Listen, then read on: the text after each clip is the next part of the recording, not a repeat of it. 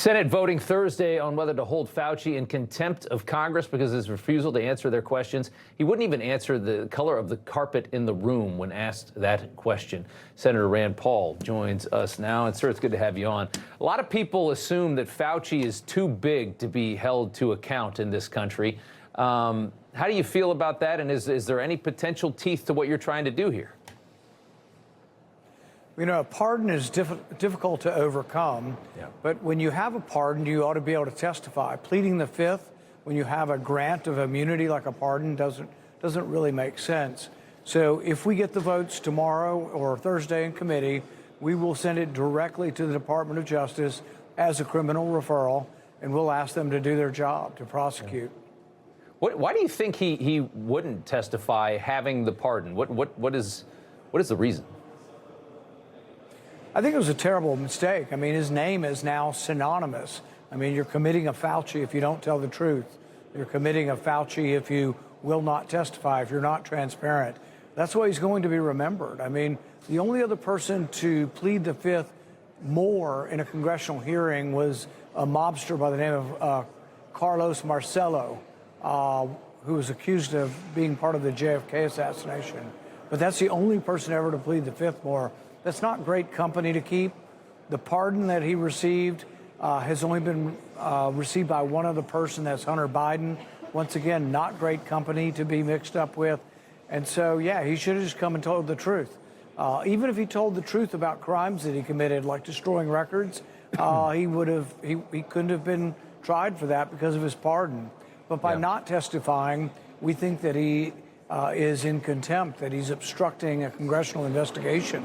So we do think he now has liability because he refused to testify, and that's what we'll refer him to the Department of Justice for. If he didn't have that pardon, there was a crime committed when he sent that money through Peter Daszak, and it goes to that Chinese lab that ends up creating COVID-19. That was a crime there, right? Well, not sending it necessarily, but lying to Congress about it. So when I asked him if he funded gain-of-function research in China, he said no. But we now have his private notes where he refers to that study as a gain of function in his email. In the subject line, he refers to it as gain of function. We also have EcoHealth, when their money was turned off for a while and then turned back on, saying, thank you for turning back on our gain of function research study. So everybody was acknowledging in private that it was gain of function. The only reason he doesn't want to acknowledge in public, because it attaches to culpability. He's responsible for making this terrible decision to fund very dangerous research in a communist totalitarian country. This was I can't emphasize what a bad decision this was by Anthony Fauci. But then lying about it is a crime. I think regardless of the pardon, he would never be able to admit that he funded the lab that created the virus, because that would make him among the most evil people and worst scientists in the history of time. So, I mean, it's almost like he'd rather face whatever you're about to throw at him than confess to what he has done to humanity.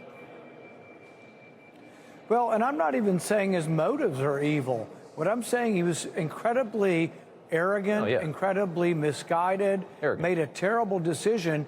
But the real problem is he won't even admit he's wrong. I told people I would have accepted, I'm sorry.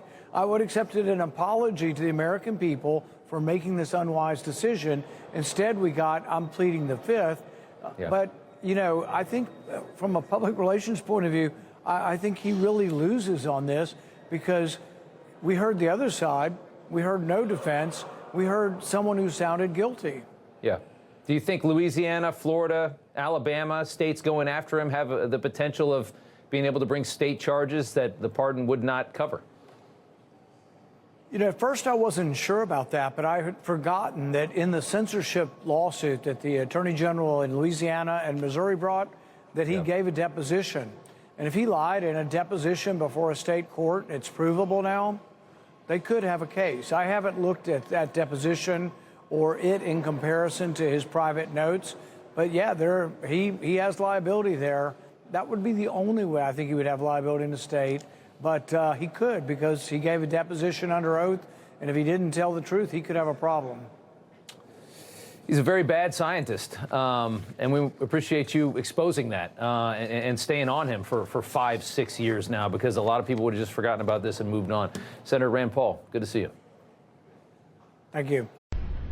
You know, everybody's reporting the same stories, the same spin. You turn the channel, it's always the same. But not us. We're different. We report the real news. No spin, just the facts. Turn to us, and you won't turn back. Tune in to Rob Schmitt tonight on Newsmax.